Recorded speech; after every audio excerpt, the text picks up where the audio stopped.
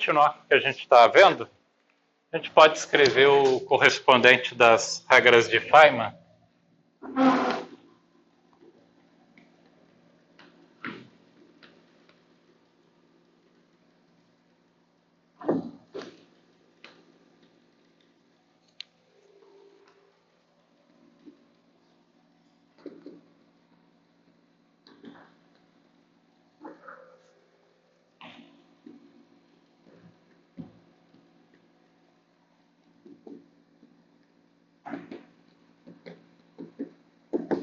Vamos ver as regras de Feynman. Então, a gente olhou para a função de 2 pontos, né? A função de 2 pontos com operador de ordenamento temporal de φ de x, quadrivetor y no espaço euclidiano, né?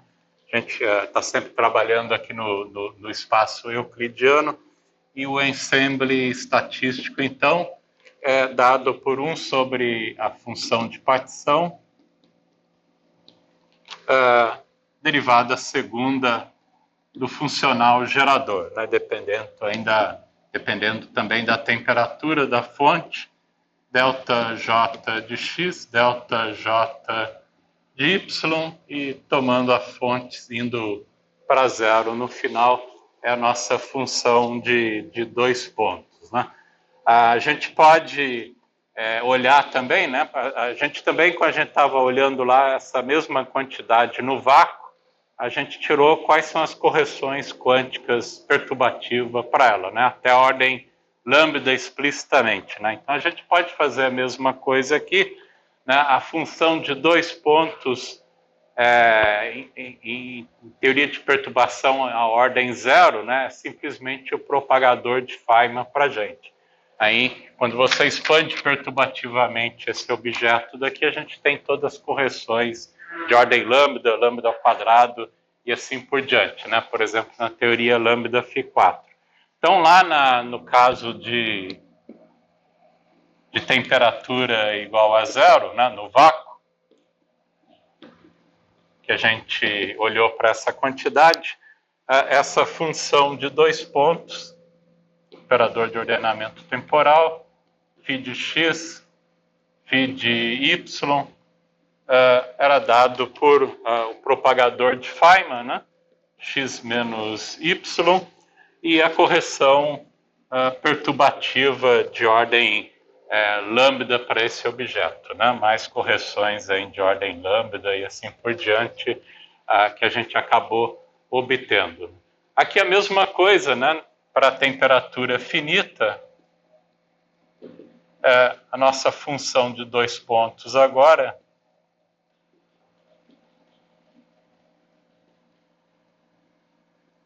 a média não no vácuo, mas no ensemble estatístico, é o propagador de Feynman que a gente determinou, né, a temperatura finita, e entre as correções perturbativas, né, o equivalente ao que a gente obteve no vácuo, mas agora escrevendo a temperatura finita no tempo euclidiano, né? Então entrava um fator menos lambda sobre 2, a integral de D4Z, como a gente está no tempo euclidiano aqui, o tempo euclidiano lembra que a gente integra sempre de 0 a beta, e esse objeto daqui era basicamente o propagador de Feynman livre, né?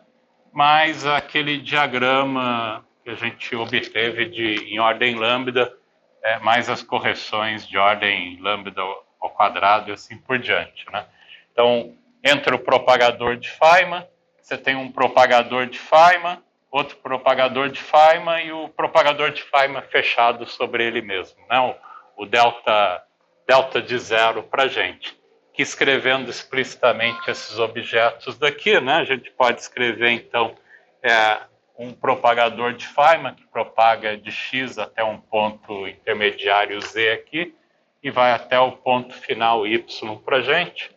XY, né? Propagador de Feynman livre, esse propagador de Feynman que vai de x até um ponto intermediário z, fecha com o propagador de Feynman para z igual a zero, né? O cara aqui fechado sobre ele mesmo, e o outro propagador de Feynman que vai dizer até o ponto final aí em y, para essa correção de ordem lambda para a gente, né? Que a gente simplesmente escrevendo o análogo que a gente escreveu lá no vácuo, mas no tempo euclidiano, né? Em termos das mesmas quantidades, né? Do propagador de Feynman e assim por diante. Tá? Esse objeto daqui a gente também pode escrever ele da seguinte forma, né? Abrindo explicitamente esse objeto daí. Isso daqui, de novo, é o propagador de Feynman. Vamos colocar todo mundo em termos da transformada de Fourier, como a gente obteve na aula passada para esses objetos.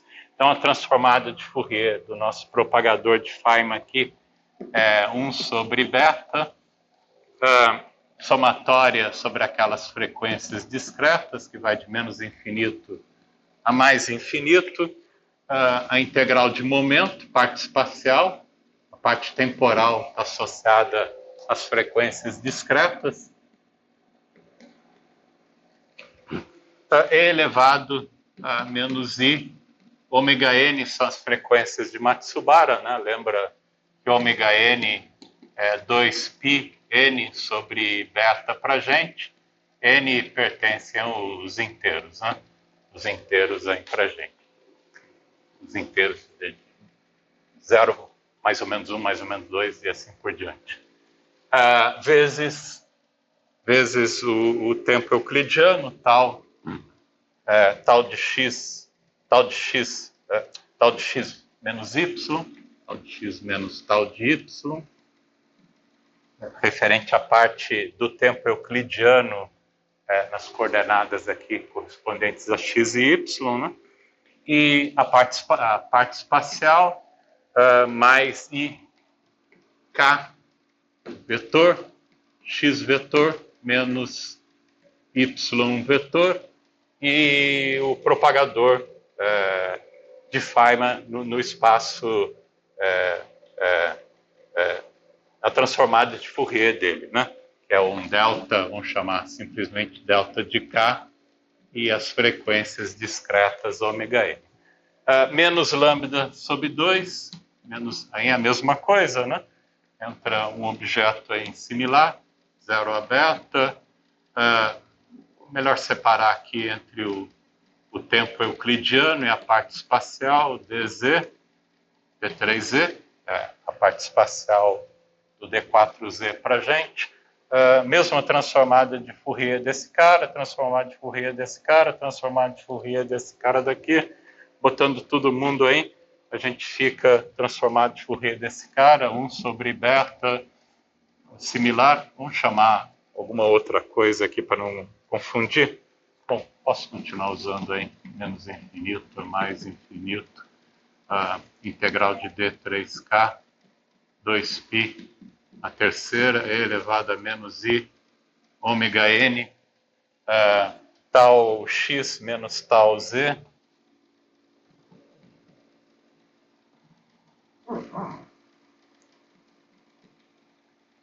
mais i, k, x menos e,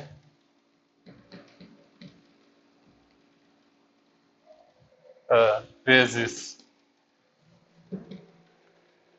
um delta de K. Isso aqui é o cara de temperatura finita, só para identificar. Vou colocar um betazinho aqui.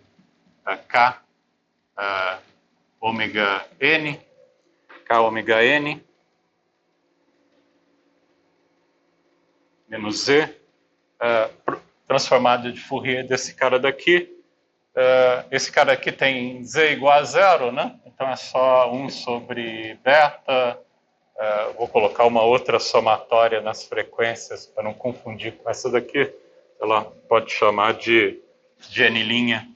N' vai de menos infinito a mais infinito, integral, em vez de chamar de K, vamos chamar, sei lá, outra letra, hein? D3K', para não confundir com essa integral.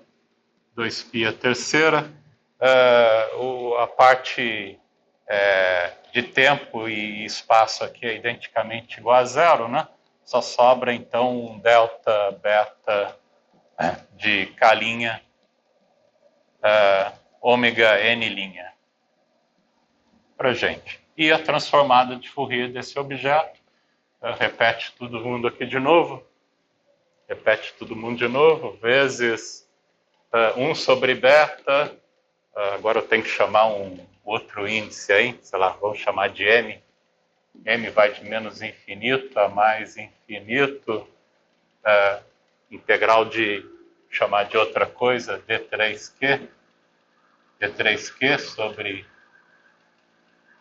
2π a terceira, e entra um E elevado a menos I, ômega M, de tau Z menos tau Y, né? Tau Z menos tau Y, e a parte espacial, mais I, K, ou não, K, não é K, é Q. Q, no momento. Z menos Y, né? Z, produto escalar Z menos Y, e a transformada de Fourier desse cara, né? Transformada de Fourier, um delta beta de ômega M, Q. Aqui a gente pode fazer uso daquelas identidades que a gente viu, né? Que envolvendo a integral no tempo sobre a exponencial dessas frequências de Matsubara. A gente viu, por exemplo, que a integral de 0 a beta de tau, de E elevado a I, ômega N, menos ômega N' de tau. Isso aqui é um delta de crônica, beta, vezes delta de crônica, N' para a gente. Então, a gente pode fazer isso. A gente tem essa integral, né? Você tem uma integral aqui de 0 a beta, de tau, Z. Colecionar os termos que tem tau Z aqui, né? Você tem um E elevado a I, ômega N, é esse termo aqui, né? Tau Z, e tem um outro tau Z aqui, né? Que envolve o menos ômega M para a gente, tau Z. Então, isso daqui nos dá beta, delta, N, M para a gente. Então, com isso, esse delta de Kronecker mata, por exemplo, uma dessas somatórias, né? Mata uma dessas somatórias. A gente também tem a integral aqui na parte espacial, né? Você tem uma integral de D3Z. Quem é que depende de Z vetor aqui, né? Z vetor, você tem um E elevado a menos I, K, Z.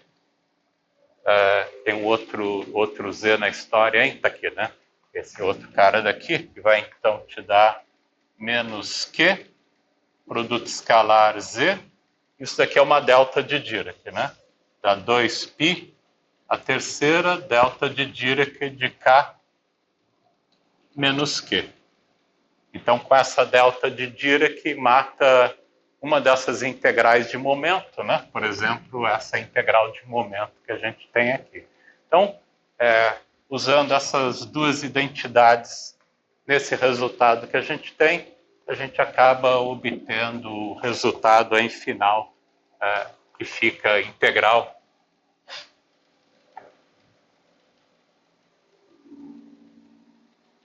Bom, é esse cara daqui, né? Menos 1 sobre beta, somatória em N, integral de D3K, 2π a terceira, elevado a menos I, ômega N, de tau X menos tau Y, mais IK X menos Y, menos vezes o delta beta de K ômega N, menos lambda sobre 2, a integral de tal Z eliminei, a integral de D3Z também a gente pode eliminar, né? Dá uma delta de Dirac, fica essa integral de 1 sobre beta, somatória em N, integral de D3K sobre 2π a terceira, que vai ser a mesma integral, né? Acaba sendo a mesma integral para a gente aí, uma vez em que vai ficar só o menos i tal x aqui, né? Menos i ômega n tal x e o i ômega, o m é igual a n tal y. Então é exatamente o mesmo fator, né? E aqui de novo, o que sobra aqui vai ficar o i q menos y com...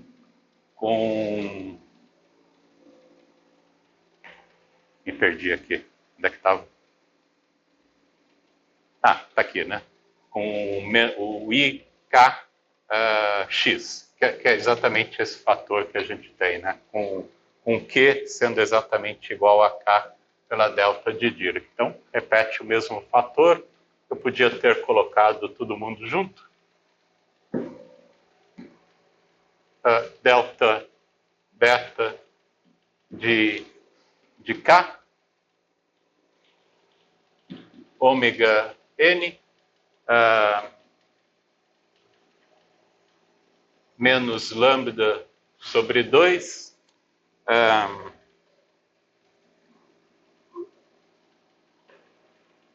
1 sobre beta, vai sobrar uma somatória aí, né? Por exemplo, essa somatória em N' acaba sobrando para a gente, uma somatória em N', menos infinito a mais infinito, delta beta de K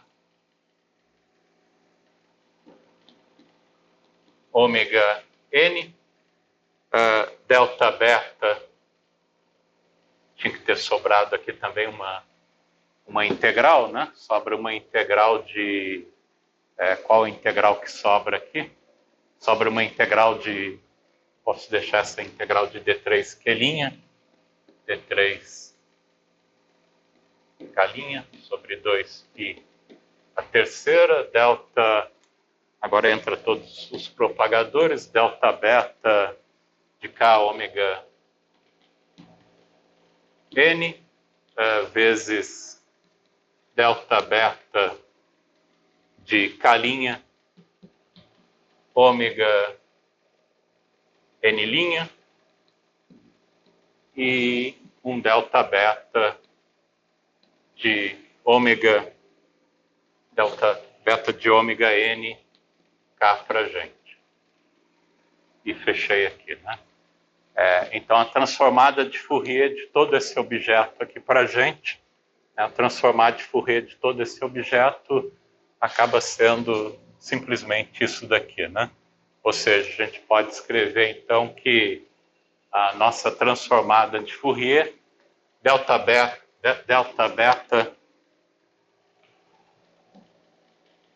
devia ter tirado esse índice aqui, porque esse cara daqui é o que envolve todas as correções, né? Devia ter chamado, sei lá, colocar um delta barra aí, para não confundir, né? Esse daqui é o cara que envolve todas as correções perturbativas, né? Então, tem o propagador livre, né? O propagador livre, outro propagador livre e o cara aqui fechado, né? Então, propagador livre e o cara que está fechando, que é exatamente essa integral de momento para a gente. Então, o nosso delta K ômega N acaba sendo escrito como sendo o nosso propagador livre,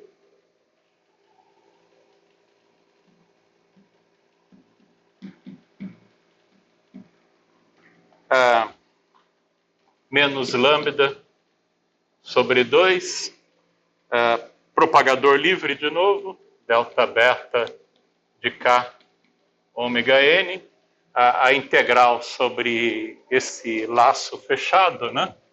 Que envolve tanto uma soma de Matsubara, 1 sobre beta, somatória em n', mais infinito, a integral de momento, d3k', sobre 2π a terceira, um desses caras aqui é o K', delta beta de K', ômega n', e o outro propagador, a transformada de Fourier dele, que é simplesmente delta beta, de novo, K, ômega n para a gente, né? Então, isso daqui é exatamente o que a gente desenhou, né? Você tem o propagador aqui com todas as correções quânticas para ele, e térmicas agora, é o propagador livre, né? E a correção perturbativa lambda sobre 2, ou de ordem lambda para a gente, que é esse carinha daqui, né? Propagador livre e o laço fechado, né? Que é exatamente esse carinha daqui, é o nosso laço fechado para a gente, né? Daqui os dois propagadores, o propagador e o laço fechado. Então, é a representação da transformada de Fourier da função de 2 pontos com a correção perturbativa de ordem lambda para ela, né? Isso daqui a gente também pode escrever de uma forma mais conveniente, né? Claro, você podia ir colocando as outras correções aqui de ordem lambda ao quadrado, lambda ao cubo, etc., que segue aquela teoria de perturbação. É só escrever aquelas integrais no vácuo, agora transformando para temperatura finita, a gente acaba chegando numa estrutura similar. Tá? Então, esse objeto daqui, a gente também pode escrever ele de uma forma mais conveniente.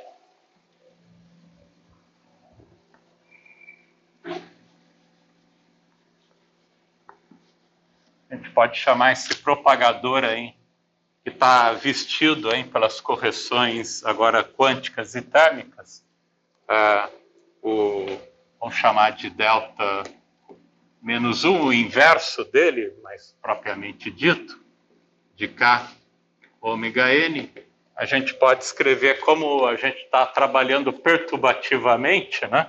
Como um resultado perturbativo, ele acaba sendo equivalente ao inverso do propagador livre, menos 1, K ômega n, e a gente pode chamar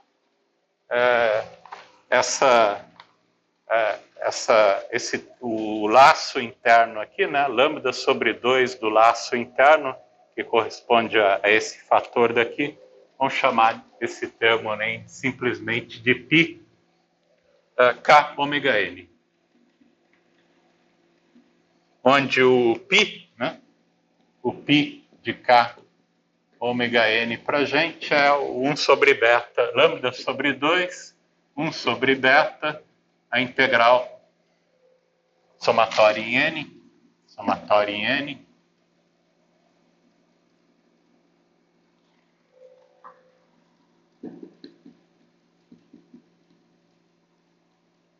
integral de 3k sobre 2π ao cubo, delta beta de K ômega n.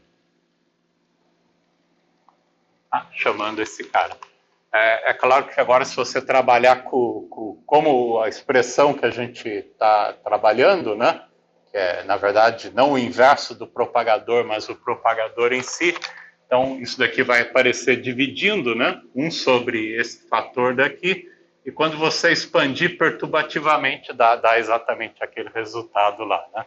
Se você expande perturbativamente, o nosso delta é igual a o 1 sobre delta a menos 1, né, de beta, mais π. Esse cara aqui é de ordem lambda, se você expandir perturbativamente, isso daqui é a mesma coisa que delta, beta, menos π, mais as correções, se você expande perturbativamente esse objeto, né? Ele já é de ordem lambda para a gente. Então, acaba dando o mesmo resultado. Então, essa é uma forma conveniente da gente definir o que a gente chama de autoenergia, né? O Pi aqui é o que a gente chama de autoenergia para o campo escalar.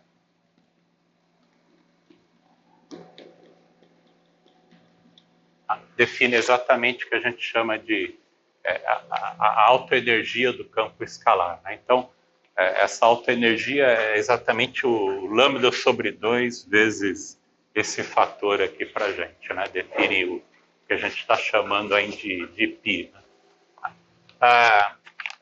Esse objeto daqui a gente também pode escrever de uma forma explícita, né? Esse termo de autoenergia que corresponde a esse laço interno aqui, né? A autoenergia associada à propagação ainda desse campo escalar, não no vácuo agora, mas no meio térmico, né? É isso que nos representa exatamente esse termo. Tá? Esse sujeito daqui a gente também obteve ele, né? Lembra lá que o delta beta de K ômega n é 1 sobre ômega n ao quadrado, né? Mais ômega k ao quadrado com ômega k ao quadrado como sendo k ao quadrado mais m ao quadrado, né? A massa do campo escalar, né? A massa livre do campo escalar. Tá? E a gente trabalhou exatamente essa soma de Matsubara para esse objeto, né? A soma de Matsubara desse objeto, a gente viu que tem uma contribuição de vácuo, né? Sempre vai ter uma contribuição de vácuo, quando você faz essa soma sobre as frequências de Matsubara, e um termo dependente explicitamente da temperatura. Então, essa autoenergia π, isso aqui a gente trabalhou com ela, a somatória sobre as frequências de Matsubara desse objeto na aula passada. Isso daqui vai te dar lambda sobre 2, a integral de momento, d3k, sobre 2π a terceira, e essa somatória de Matsubara tem uma contribuição de temperatura zero, que é a contribuição de vácuo, que vai te dar 1 sobre 2 ômega k, multiplicado por 1, mais, e a parte de temperatura dá uma distribuição de Bose-Einstein calculado nessa energia ômega k. Então, você tem a parte de vácuo, né, que não depende da temperatura, e a parte explicitamente dependente da temperatura aqui para a gente. Quando você faz explicitamente a soma sobre as frequências de Matsubara.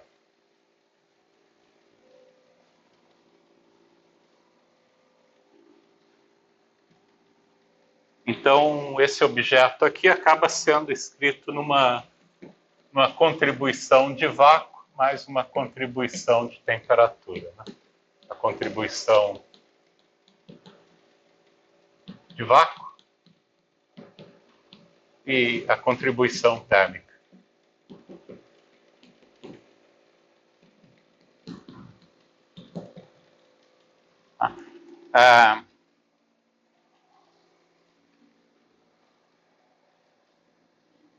Se a gente volta aqui nesse objeto que a gente estava escrevendo, né?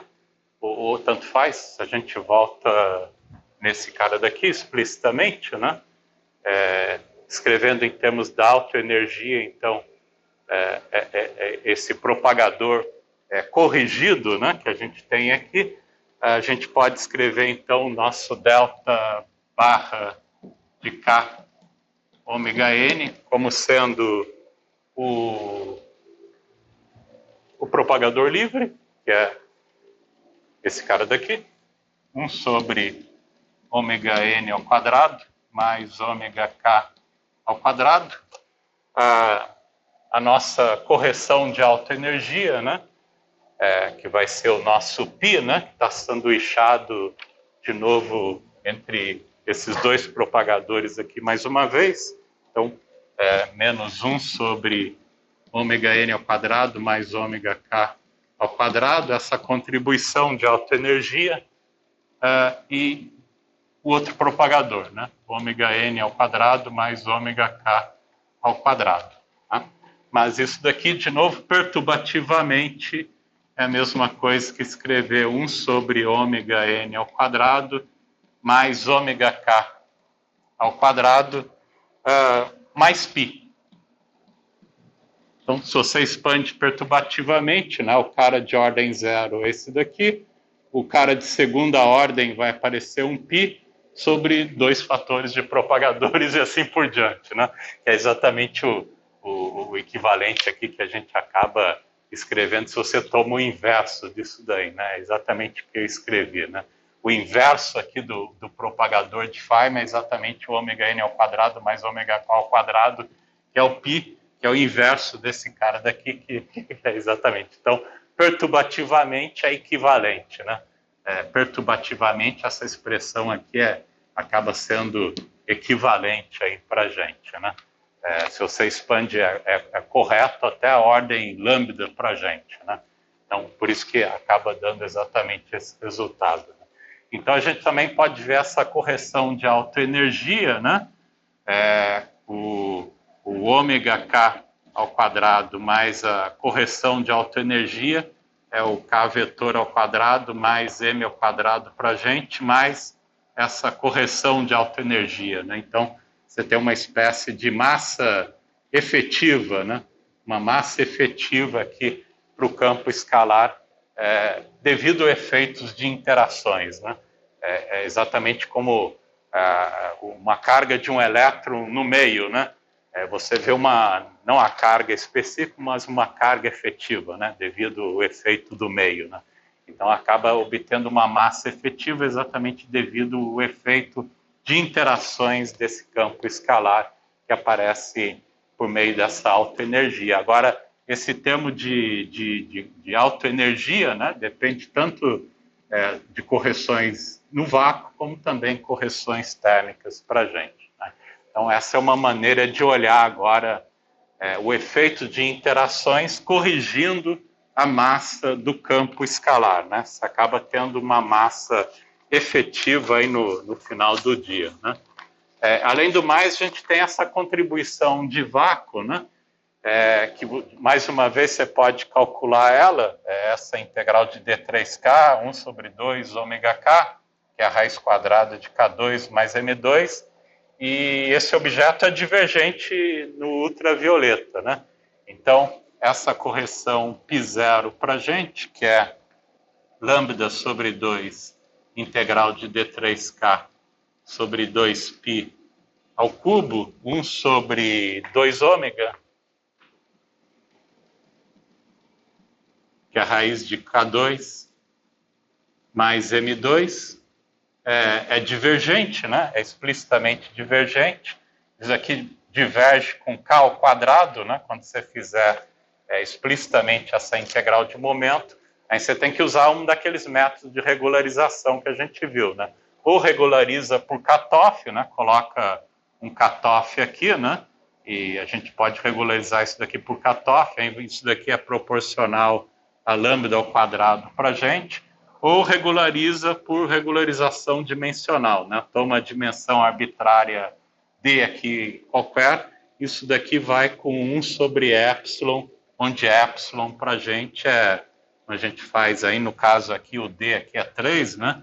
3 menos 2 epsilon, esse objeto aqui vai com 1 sobre epsilon, se você trabalhar com a regularização dimensional, como a gente viu lá anteriormente, né? Que te dá agora a divergência explicitamente dessa forma. Tá? Então, esse objeto acaba sendo divergente e você precisa seguir aquele mesmo processo de regularização e renormalização para ele. Né? Então, essa divergência que você dá conta introduzindo contratermos de massa. Escrever de delta m ao quadrado. Tá? Então, no final do dia, né, essa massa efetiva aqui na verdade, tem que ser uma massa renormalizada, né? Uma massa física para o campo, né? Então acaba sendo a massa nua que você tem, mais o contratermo de massa, e você ganha ainda uma correção térmica que é explicitamente convergente, né? Devido ao termo de Bose-Einstein aqui, você pode verificar quando K vai para infinito, o Bose-Einstein cai exponencialmente, né? Cai exponencialmente com a temperatura. Isso daqui é explicitamente divergente. Então, as únicas divergências que a gente tem é essa daqui, né? Que é o termo explicitamente divergente. E o termo de temperatura é finita, né? É sempre finito para a gente, né? A gente não precisa se preocupar com a normalização. Então, a renormalização da nossa massa efetiva segue exatamente aquele procedimento que a gente viu de renormalizar tudo no vácuo, né? A gente só precisa renormalizar as quantidades no vácuo. Quantidades dependentes da temperatura são explicitamente finitas para a gente, né? Então não tem divergências ultravioletas.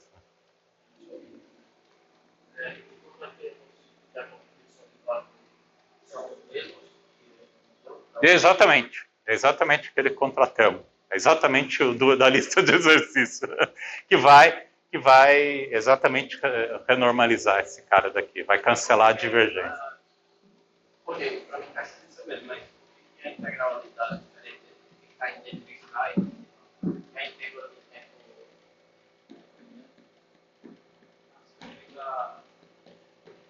da quarta, né? A quarta. É melhor colocar tudo no tempo euclidiano, né? No tempo euclidiano, então, tem um K4 ao quadrado mais K espacial ao quadrado mais M ao quadrado, no tempo euclidiano, né? Aqui é o momento euclidiano, né? Momento euclidiano para a gente. Se você faz a integral de menos infinito a mais infinito do K4 aqui, né?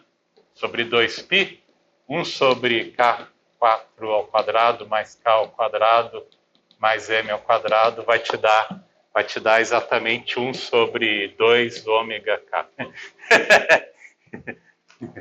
Tá? Vai dar exatamente. Então, esse cara daqui, né, é exatamente o resultado do vácuo com a integral, a quarta componente do momento já feita. Tá? E o que sobra é só a parte dos momentos espaciais, né? que continua sendo divergente. Tá? Mas isso daqui você pode fazer explicitamente, vai dar esse resultado. Né? Vai dar 1 sobre raiz de K2 mais M2. Tá? Então, esse termo daqui, né, é exatamente lambda sobre 2 a integral de D4K euclidiano sobre 2π a quarta, né? 1 sobre K4, a componente zero, né? Euclidiana, mais K ao quadrado mais M ao quadrado. Ah, que é o resultado dessa integralzinha aí. Então, o contratermo é exatamente o mesmo. É a mesma integral. É a mesma integral de vácuo que vocês fizeram lá. Então, o contratermo ΔM2 é exatamente o mesmo.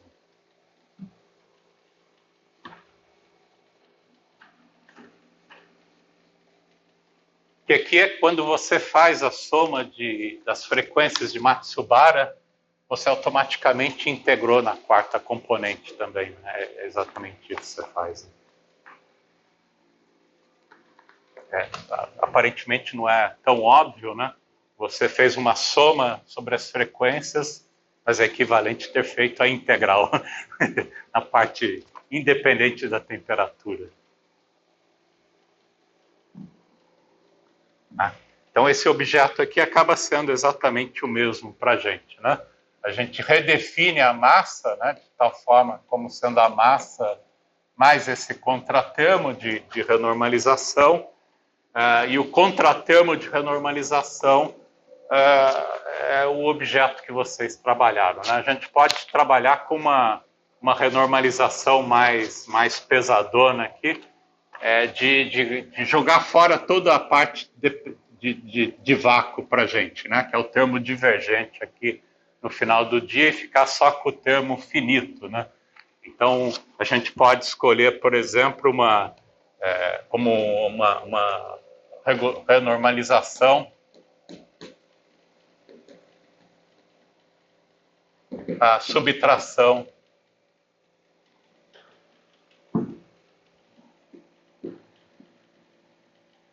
de toda essa parte divergente, né, todo o π0 para a gente.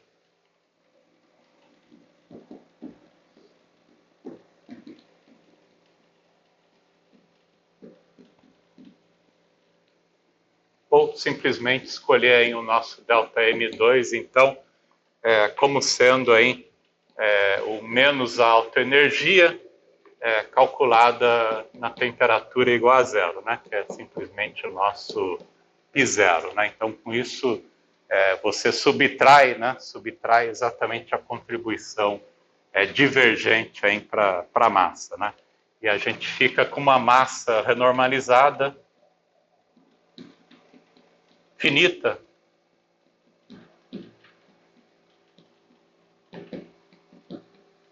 que é a massa agora para a gente é o m ao quadrado, né? Mais a correção térmica, né? Puramente a correção térmica, que acaba ficando então como m ao quadrado mais lambda sobre 2, a integral de d3k sobre 2π ao cubo, né? A parte térmica aqui para a gente. Esse 2 aqui cancela com esse 2 aqui, né? Vai ficar raiz quadrada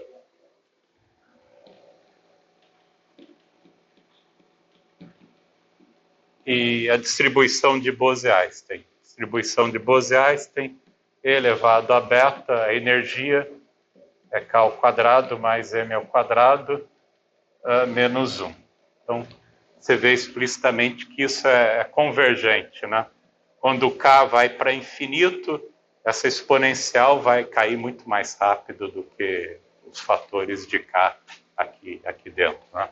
Vai ficar k ao quadrado dividido pela exponencial de beta k, isso daqui vai para zero quando o k vai para infinito, né? Então, é explicitamente convergente para a gente, né? Então, esse é o resultado que a gente acaba obtendo para a massa renormalizada, né? Em particular, a gente também pode obter explicitamente, se a gente toma a aproximação aqui que m é muito pequeno, né, dentro dessa integral. Então, se você despreza o m aqui dentro, né, comparado, por exemplo, com a temperatura, essa integral é explicitamente analítica que você pode fazer. O nosso π de t no limite aí de m muito pequeno, m tendendo a zero para a gente, acaba te dando lambda sobre 2. A integral aqui você pode escrever parte radial, parte angular. A parte angular vai sair com o fator 4π, né, do elemento de ângulo sólido, e a parte radial, 0 a infinito de dk, k ao quadrado, né? 1 sobre k, estou fazendo m indo para zero, 1 sobre exponencial de k vezes beta, beta é o inverso da temperatura, né? Menos 1. E essa integral é conhecida, isso daqui te dá exatamente o resultado lambda, ela vai com t ao quadrado sobre 24. É o resultado explícito dessa integral. Se você fizer aqui o limite de m muito pequeno, né? M tendendo a zero nessa integral. E a gente fica, então, com a nossa massa renormalizada, né? Massa renormalizada, então, como sendo m ao quadrado mais lambda t ao quadrado sobre 24, né? nessa aproximação que a gente está fazendo aqui de m muito pequeno, tá? Aproximadamente, né? Não é igual, mas aproximadamente aí para a gente. Né? Melhor não usar o sinal de igual, que é só uma aproximação. Então, esse acaba sendo o nosso resultado. Finalmente, a gente também pode escrever o equivalente, quando a gente fez esse objeto, né, construir ele explicitamente em teoria de perturbação, a gente pode escrever o equivalente das regras de Feynman, que te dá exatamente esse objeto ou qualquer outra contribuição que você pode calcular a temperatura finita.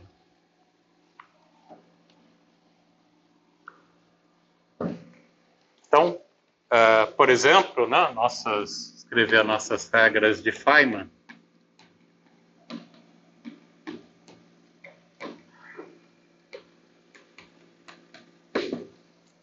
Se a gente olha lá para o funcional gerador, né, temperatura finita, em termos da fonte, tem uma normalização qualquer aí, E elevado na teoria lambda φ4, tem um lambda sobre 4 fatorial, integral de 0 a beta de D4Z,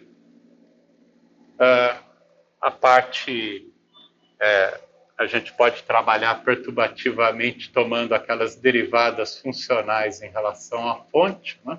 4 vezes, que é a teoria lambda φ4, isso está atuando no nosso objeto aí, que é 1 meio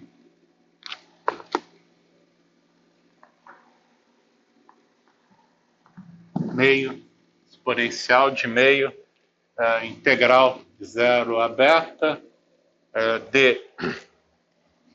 d4x, d4y, j de x, propagador de Feynman livre, né? Nosso propagador de Feynman livre, x menos y, e j de y, né?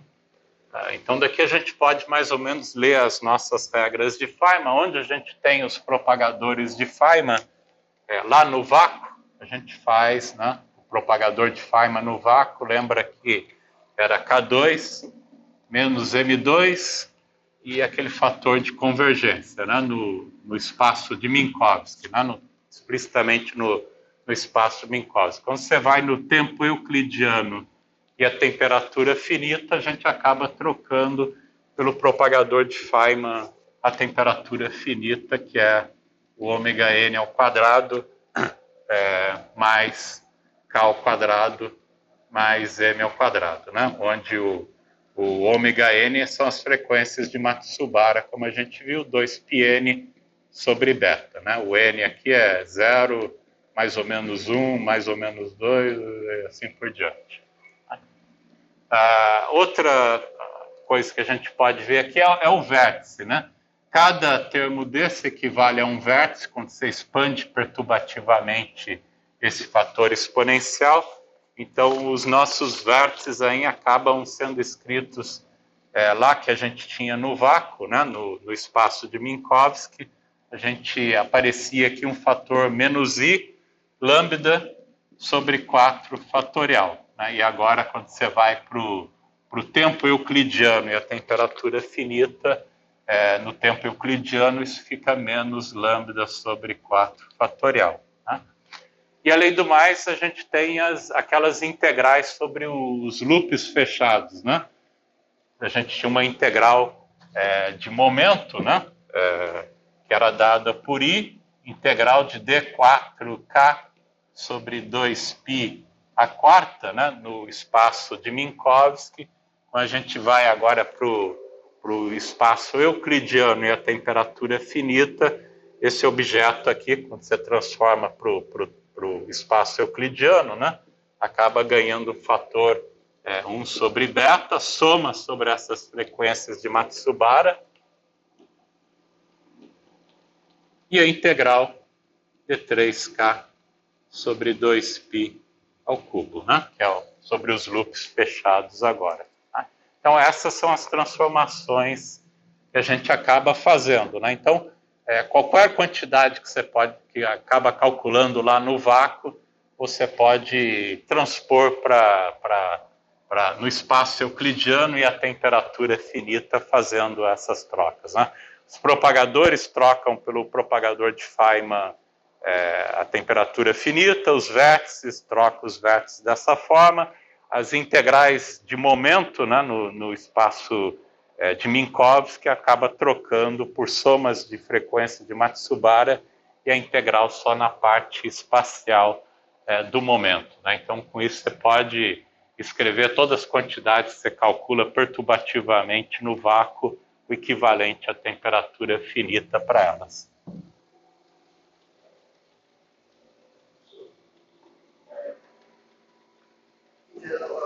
As contribuições técnicas são sempre dominantes, né? Não necessariamente, né? Não necessariamente vai depender, claro, de quão grande é a temperatura, né? Esse cara aqui está indo proporcional à temperatura ao quadrado, né? Então tem que comparar esse termo aqui com as correções quânticas, né? Uhum. Não necessariamente. Usualmente a gente está fazendo uma aproximação aqui, é equivalente também, M pequeno, é equivalente aqui também fazer M sobre a temperatura muito menor do que 1. Se você normalizar tudo isso daqui pela temperatura, né, vão definir aqui um K barra como sendo K dividido pela temperatura, né? Então, se você faz uma mudança de variável aqui para a gente, né, você fica com lambda sobre 2, aqui você multiplica por temperatura ao cubo, divide por temperatura ao cubo, multiplica por temperatura, divide pela temperatura, então esse cara todo aqui vai ficar temperatura ao quadrado, por isso que vai com temperatura ao quadrado, integral de D3K barra, né, o normalizado agora, 2π ao cubo, 1 sobre o K barra ao quadrado, né? Mais M ao quadrado sobre T ao quadrado, se você brincar com o fator de temperatura, 1 sobre E elevado a raiz de K barra ao quadrado mais M ao quadrado sobre T ao quadrado. Então, para M sobre T muito pequeno, vai dar exatamente essa integral aqui, né? Acaba dando, quando você faz MT muito menor do que 1, né? Então, que é o que a gente chama de aproximação de altas temperaturas, né? Quando você compara com a massa, né? Claro, não é analítico, mas numericamente você consegue fazer, né? Dá um valor de massa e temperatura, você consegue fazer, né? Agora, se isso daqui é dominante ou não, vai depender do valor da temperatura e da temperatura, comparado com M. Aqui eu fiz uma renormalização hardcore, né? Jogar toda a parte de temperatura zero, porque usualmente em temperatura finita, a maioria das vezes está interessado na correção térmica, né? Então a gente olha os efeitos de altas temperaturas, para ver como que isso vai modificar o teu sistema.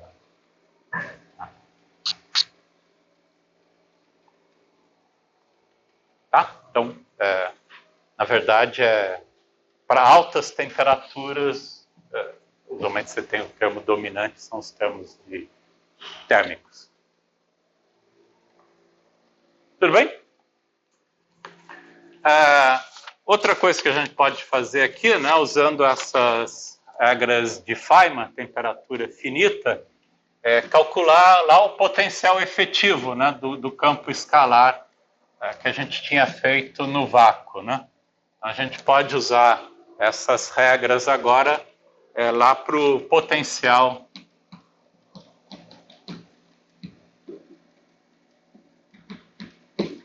na teoria lambda φ4, a temperatura finita. Então, lembrando lá qual era a expressão do potencial efetivo, né, em ordem H cortado que a gente obteve, para uma configuração de campo constante, o Czinho aqui é para dizer que é um campo constante para a gente, era o potencial clássico, né? M2, φc ao quadrado, o termo de interação, lambda sobre 4 fatorial, φc à quarta, e a contribuição de ordem H cortado, né? É melhor escrever ela no espaço euclidiano, que fica mais conveniente para a gente. Então, quando a gente escreve ela, a contribuição de ordem H cortado,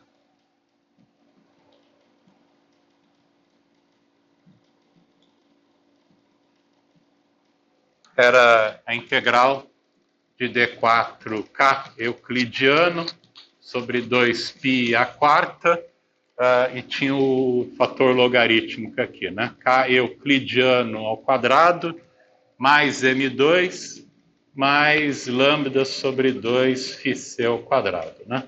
Isso aqui era o que a gente tinha obtido lá quando a gente fez, né, o potencial efetivo.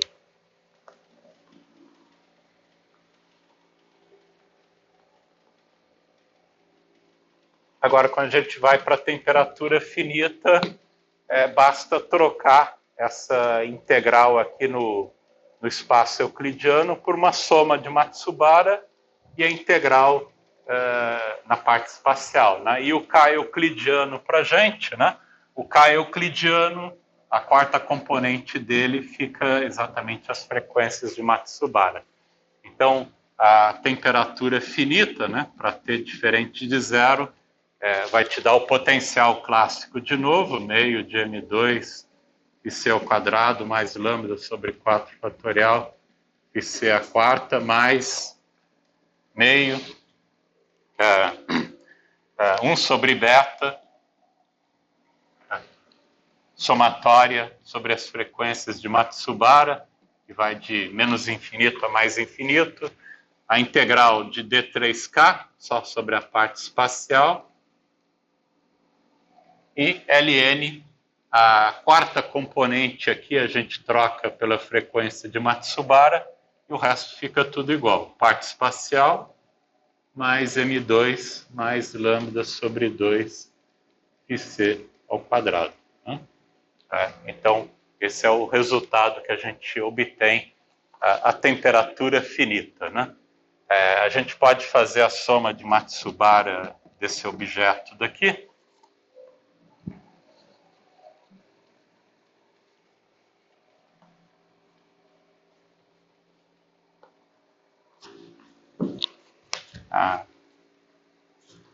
Se a gente olha só para a contribuição de temperatura finita, vamos chamar essa contribuição aqui de a contribuição de um laço, né? De um laço, agora a temperatura finita para a gente, né? Depende ainda de φc. Vamos olhar só para esse termo daí. A gente pode chamar também todo esse termo daqui, vamos chamar de ômega K, que depende de φc, né? Ômega K ao quadrado de φc. Então, só para ômega K ao quadrado de φc, é o K ao quadrado mais M ao quadrado mais lambda sobre 2 φc ao quadrado. Então, a gente... Na verdade, essa integral a gente fez na aula passada também, né? que era a parte da pressão, né? A parte da pressão do campo escalar, né? A gente viu, então, que essa somatória aqui nas frequências de Matsubara acaba te levando a um resultado integral de D3K sobre 2π ao cubo. Tem a parte de vácuo, mais uma vez, que vai te dar um ômega K de φc sobre 2, e a parte de temperatura finita, que vai te dar 1 sobre beta Ln de 1 menos elevado a menos beta ômega K de φc.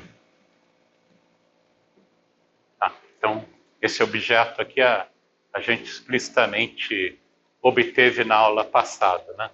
Obtivemos quando foi calculada a pressão.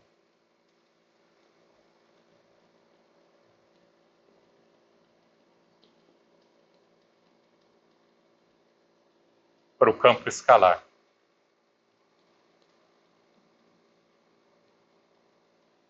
Onde era simplesmente o ômega K aqui para a gente. Né?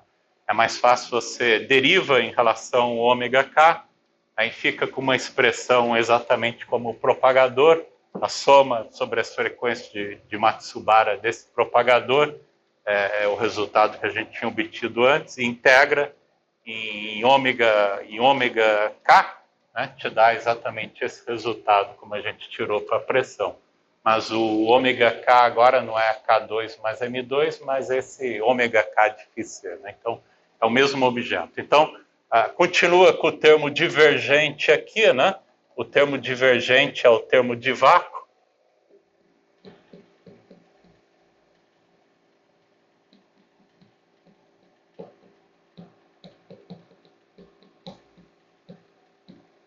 E o termo de temperatura finita,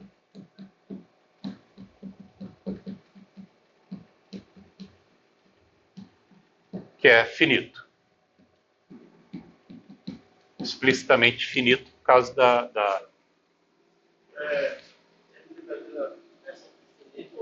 É sempre finito. É sempre finito porque sempre tem um fator de Bose-Einstein lá. O fator de Maxwell, né? O exponente, a exponencial, que vai sempre dominar, né? Quando o K vai para infinito, esse cara daqui é zero, log de zero é zero, isso aqui tudo é finito no ultravioleta. Tá? O termo de temperatura finita sempre vai ser finito. Então, você só precisa trabalhar com a renormalização dos termos de vácuo. Tá? E o termo de vácuo, mais uma vez, é exatamente o termo de vácuo que a gente calculou. Se você fizer a integral, né, sem temperatura finita aqui, né, no caso de vácuo lá, né, a integral sobre a quarta componente do momento é exatamente aquele cara lá. Né, vai te dar exatamente aquele cara lá. E a gente trabalhou com a renormalização desse sujeito daqui, né? Então, a renormalização desse sujeito aqui no vácuo é exatamente a renormalização que a gente precisa para esse objeto aí, né? Que você pode provar explicitamente, né? Se a gente volta para o espaço de Minkowski, né? O termo divergente aqui, né? Retornando para o espaço de Minkowski,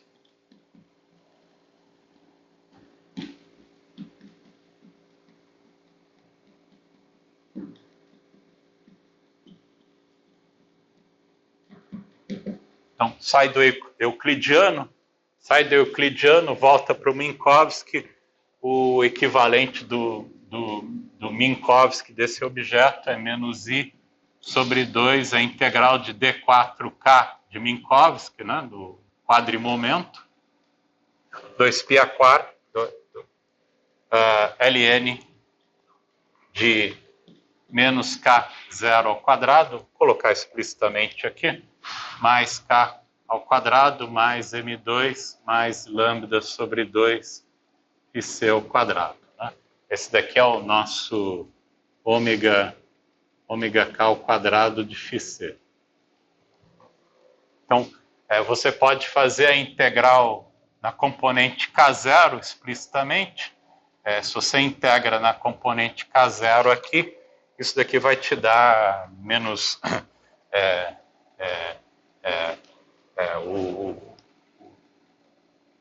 a integral d3k, só na parte espacial, você pode verificar explicitamente, ômega k de φc sobre 2. Então, que dá exatamente esse termo que a gente tem aqui, né? Exatamente o mesmo termo, se você integrar sobre K0, né? Fazendo a integração em K0, só na componente K0 do momento. Então, acaba ficando exatamente esse objeto aí para a gente. Tá? Mais alguma constante de integração aqui que, enfim, a gente não precisa ainda dessa constante. Então, esse termo de vácuo aqui é exatamente o objeto que a gente já tinha trabalhado e renormalizado antes, né, para o potencial efetivo.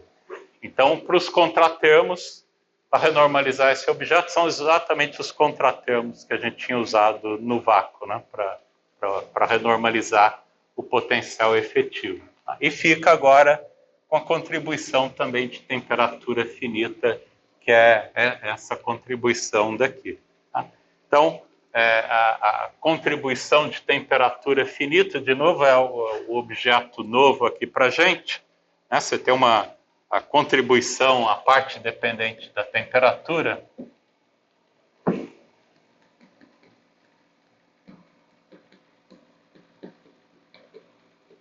A parte dependente da temperatura, essa integral de momento, integral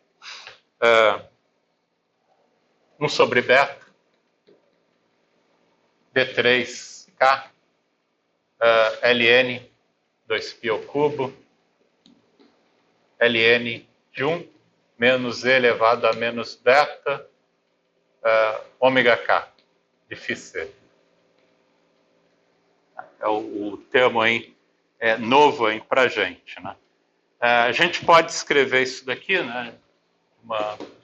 Isso daqui de novo 1 sobre beta é a temperatura, integral de d3k 2π ao cubo, ln de 1 menos e elevado a 1 sobre a temperatura, raiz quadrada de k ao quadrado mais m2 mais lambda sobre 2 e c ao quadrado. Né? É o objeto aqui para a gente.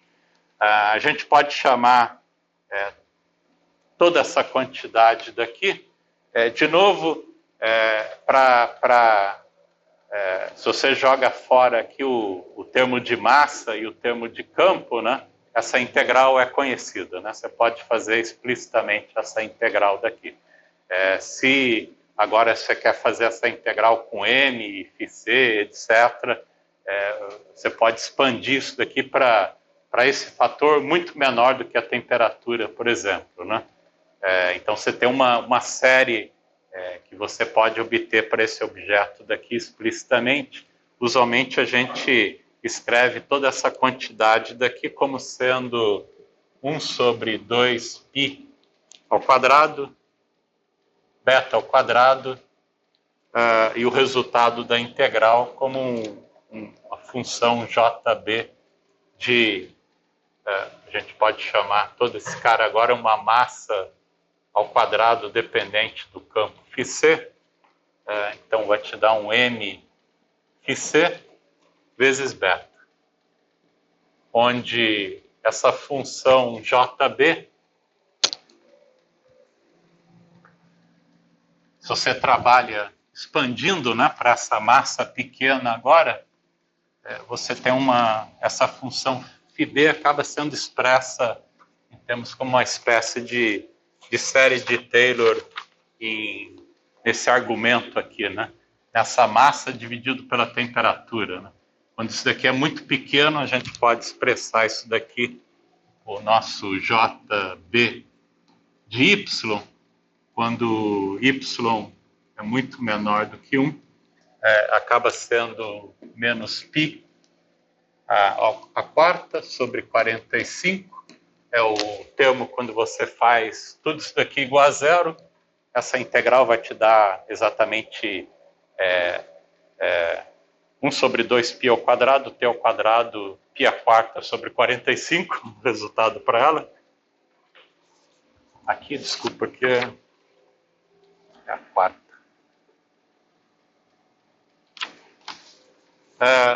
O segundo termo da série para y muito pequeno vai te dar π quadrado sobre 12, y quadrado.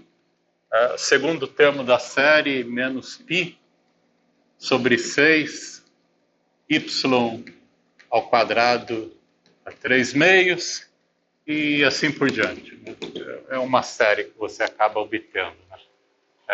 A forma explícita dela depois está nas minhas notas, você pode deduzir Tem um livro-texto do Kapusta que deduz essa expressão explicitamente, né, qual é a forma dessa função, mas você pode expressá-la explicitamente aí, né? Você pode ir até os outros termos aqui. Você tem o próximo termo aqui, vai ficando mais complicado a história. Vai te dar 1 sobre 32, y a quarta, ln de y ao quadrado dividido por uma constante a zero, mais blá, blá, blá, blá, onde o A0 aqui é uma constante numérica que vai te dar 16 π quadrado exponencial de 3 meios menos 2 vezes o número de Euler aí. O ln de A0 é aproximadamente 5,6 alguma coisa, 5,407 meia, algum número aí, né? Simplesmente o número que vai aparecendo. E mais o termo de y sexta, y oitava e assim por diante, né? Acaba sendo uma série que você acaba obtendo. Tá? Então esse é o resultado aí explicitamente, né? Se você quiser expressar esse resultado para massas pequenas, né? Aí você consegue ter uma expressão para essa integral. Ou faz numericamente, né?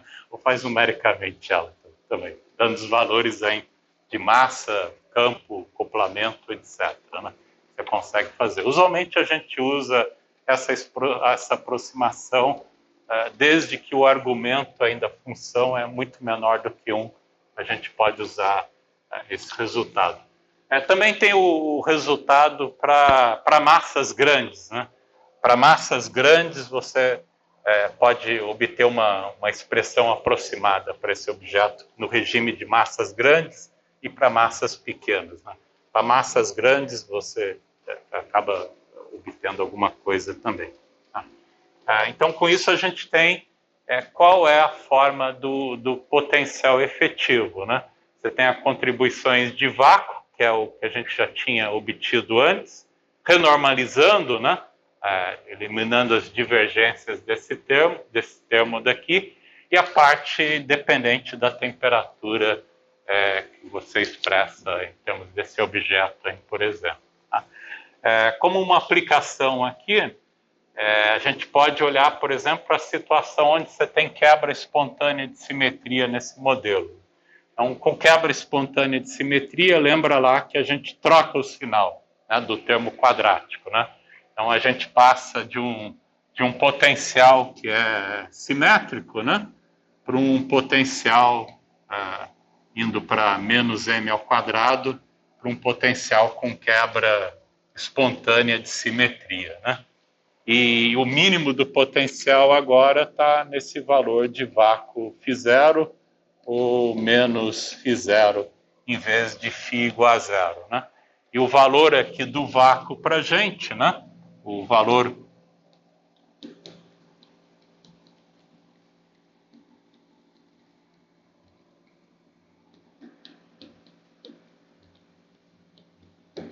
a gente determina minimizando o potencial, né? Em relação a esse valor, hein? O φ igual a φ0, né? Isso aqui é igual a zero, que é um ponto de mínimo para a gente. Isso determina exatamente o valor de φ0, que minimiza o potencial, né? O potencial clássico, ou a gente pode olhar para o potencial efetivo agora, né? Em termos dessa configuração de campo constante, ou em termos agora do potencial efetivo, dependendo da temperatura, né? Tá? Então, como que varia, né, esse cara daqui, né? Então, a temperatura zero, no caso do potencial clássico, você pode calcular ele explicitamente. Quando você tem agora a temperatura, né, você ganha esses termos daqui, né? Então, a gente pode olhar de novo o termo dominante dessa história aqui, qual é o termo relevante aí para a gente, né? Então, a gente tem o potencial efetivo de temperatura zero, usando lá a regularização dimensional. Então, a contribuição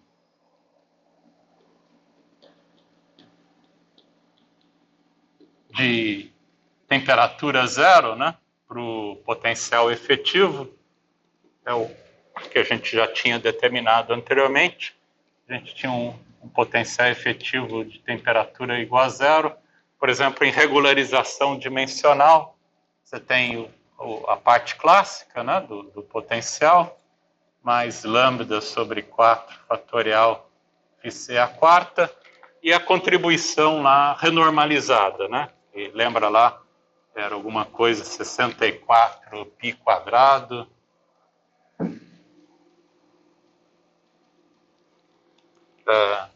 M ao quadrado de φc, que é m a quarta, m a quarta de φc, logarítmico, o log de m ao quadrado de φc sobre a escala arbitrária, né, que vem da regularização dimensional, menos 3 meios. O resultado lá de regularização dimensional para o potencial efetivo. E agora a gente tem também uma parte de temperatura finita, que é essa contribuição que a gente calculou aqui, né? Esse objeto daqui.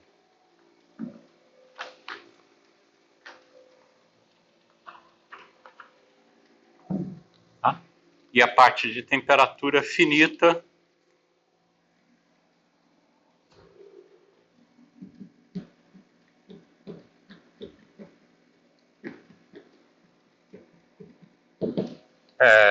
bom, 1 sobre 2π ao quadrado, beta quarta deste JB, a gente pode usar essa aproximação quando a massa sobre a temperatura é muito pequena, então acaba te dando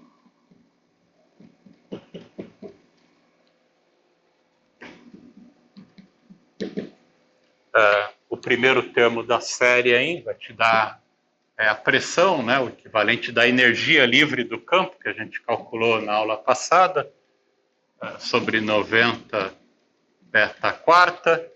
Entra a primeira correção aqui, que vai te dar, estou substituindo já o y por a massa vezes beta, vai te dar m quadrado φc sobre 24 beta ao quadrado, mais etc, etc. Né? Os outros termos aí, o termo cúbico, o termo em log e assim por diante. Né? Se você está no regime de massa sobre temperatura muito pequeno, esse cara aqui é o dominante para a gente. Né? Então vamos olhar até tá esse termo aqui simplesmente aí. Né? Então, para m φc sobre t muito menor do que 1, a gente pode truncar o nosso resultado até esse termo, né? E desprezar os outros caras aí.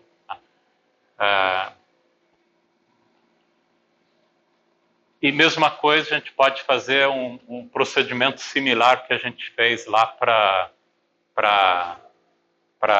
massa efetiva, né? Onde a gente jogou também a parte de vácuo fora, né?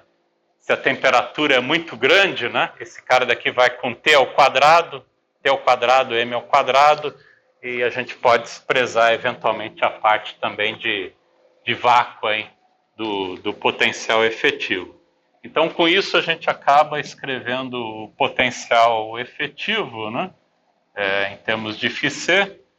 Você tem o potencial clássico, vou deixar o potencial clássico lá, φc ao quadrado sobre 2, mais lambda sobre 4 φc a quarta. Esse termo aqui é uma constante que não depende do campo, então é só um shift, né, que você dá no potencial, constante, que é a energia livre, né, desse campo escalar, sem interação. O termo importante para a gente acaba sendo esse objeto. Então, a gente pode escrever aproximadamente como sendo jogar fora o termo constante. Esse cara daqui vai te dar m ao quadrado φc sobre 24 t ao quadrado, né? Só escrevi o beta como 1 sobre t para a gente. Né? Mais uma vez, esse m ao quadrado aqui também, né? M ao quadrado é m quadrado mais lambda sobre 2, φc ao quadrado. Você tem um outro termo constante aqui que não interessa para a gente. No final do dia, a gente fica com m quadrado, φc ao quadrado sobre 2, mais lambda sobre 4 fatorial, φc a quarta. Vou pegar só os termos que dependem do campo, que é o lambda sobre 48 e t ao quadrado, φc ao quadrado. Mas os outros termos aí que eu estou desprezando. Né? Então, essa é a contribuição importante aqui para a gente a altas temperaturas. Né? Só peguei o termo de ordem superior, né? E joguei fora os termos que não dependem de campo. Né? M2, T2, o termo aqui de vácuo do gás livre, né? E assim por diante. Né? Se a gente está com o potencial agora de quebra espontânea de simetria, lembra que a gente troca, né, o sinal do termo quadrático no potencial. Né? Então, com quebra espontânea de simetria, esse objeto aqui é negativo para a gente. Né? Então, esse potencial aqui dá exatamente esse potencialzinho aqui para a gente. E agora você pode ver o efeito de temperatura nele, né? Conforme você vai aumentando a temperatura, o que está acontecendo? Vai aumentando o termo de massa, né? Então, esse termo aqui, que é menos m ao quadrado aqui, né? Com essa correção de temperatura, eventualmente vai ter uma temperatura que todo o termo quadrático fica positivo. Então, tem uma temperatura crítica em que você passa dessa situação de volta para essa daqui. Né? Então, a nossa... E você também pode calcular quem que é o valor esperado aqui no vácuo, né? Se a gente aplica a minimização do potencial, agora o valor esperado no vácuo vai depender explicitamente da temperatura, né? Esse cara aqui vai evoluindo com a temperatura exatamente por causa dessa correção térmica que a gente obteve aqui. Né? Então, o valor esperado no vácuo, né? O valor esperado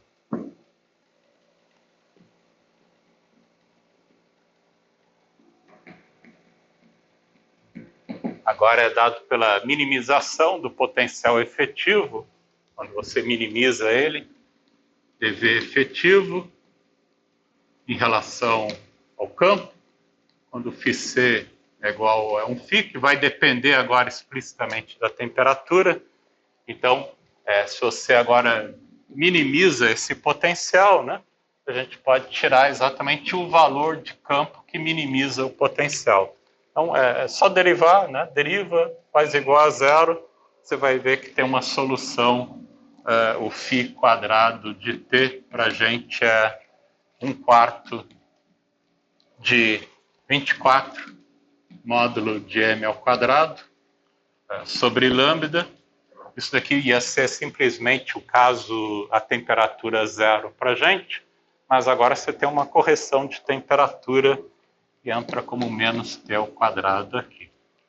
Então, à medida que você vai aumentando a temperatura, né, você vai passando desse valor no vácuo até eventualmente anular esse sujeito daí. Né? O valor esperado no vácuo vai para zero.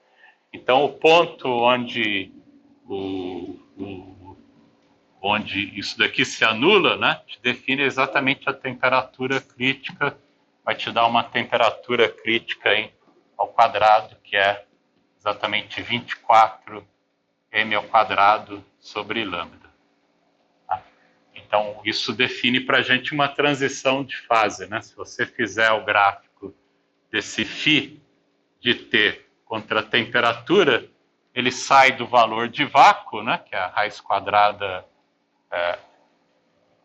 raiz quadrada desse negócio aqui para a gente, de um valor φ0 aí para a gente, e ele vai diminuindo com a temperatura continuamente, né?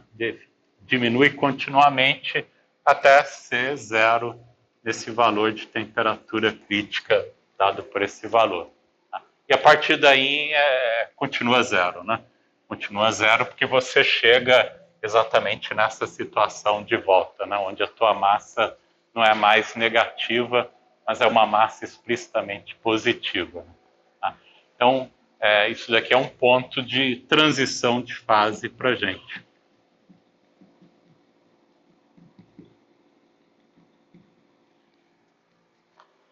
Que é equivalente à magnetização, né? À medida que você vai aumentando a temperatura, a magnetização vai indo para zero, né? É exatamente o que a gente acaba vendo aqui, o valor esperado aqui do campo, né? A temperatura finita é o equivalente a uma magnetização para a gente. Então, você sai de uma fase magnetizada e tem uma temperatura crítica que magnetização vai para zero, né? Então, isso define um ponto de transição de fase, né? Então, o ponto de transição de fase é exatamente dado por esse valor para a gente aqui. Isso também é consistente lá com o caso que a gente calculou lá para a massa, né? Lembra lá da expressão da massa efetiva que a gente tinha calculado? Então, a massa efetiva que a gente tinha calculado, a temperatura finita, era a massa ao quadrado, mais o termo de temperatura finita, lambda T ao quadrado sobre 24, né? O resultado anterior lá, já renormalizado, né? A massa renormalizada. No caso de quebra espontânea de simetria, né? Essa massa ao quadrado aqui para a gente é negativa, então é menos m ao quadrado para a gente. E o ponto de transição onde a massa se anula é exatamente esse ponto daqui, né? Nessa temperatura crítica também a massa vai para zero, né? A massa efetiva na temperatura crítica é exatamente zero, no mesmo ponto de temperatura crítica onde o valor esperado do campo vai para zero, que é consistente. É o ponto onde a massa efetiva aqui para a gente, né, a massa efetiva é exatamente igual a zero. Então você passa dessa situação para exatamente para essa daqui, né, com potencial simétrico, né? Então, isso daqui é exatamente uma transição de fase, né, que você vê com temperaturas acima dessa temperatura crítica, né? Você volta para a fase simétrica, é o equivalente de uma transição de fase. E como ela é contínua, na classificação de transições de fase, é o que a gente chama de uma transição de fase de segunda ordem, né? De acordo lá com a classificação de Landau para transições de fase da física estatística, né? Quando você tem uma transição de fase contínua, é uma transição de fase de segunda ordem, é exatamente o que a gente acaba vendo aqui, né? Isso também está associado com o fato da massa efetiva, né? A massa efetiva, em sistemas de física estatística, você tem um comprimento de correlação, né? Como função da temperatura. Uma transição de fase contínua, na temperatura crítica, esse cara daqui vai para infinito. Então, você tem infinitas correlações no teu sistema, né? E o comprimento de correlação é exatamente o inverso dessa massa efetiva para a gente. Então, quando a temperatura crítica vai para zero, é o equivalente a ter correlações infinitas no seu sistema. Indica exatamente um ponto de transição de fase, né? É o que você vê num sistema de spins também. Você tem um spins tudo ordenado de alguma forma, né? Na temperatura crítica, as correlações vão aumentando. Na temperatura crítica, são correlações infinitas, onde todos os spins estão desordenados. Então, passa de uma situação equivalente a essa daqui no sistema de spins também. Então, a gente acaba vendo a mesma coisa nesse sistema de campo escalar, quando você tem quebra espontânea de simetria. Tá? Bom, na aula que vem, a gente começa a ver a quantização de fermions, né? Não falei nada de quantização de fermions, então a aula que vem a gente vê a parte de como que a gente trabalha com fermions agora em teoria de campos. E a temperatura é finita também, né? Vou fazer simultaneamente, né? A quantização de Fermi já também a temperatura é finita.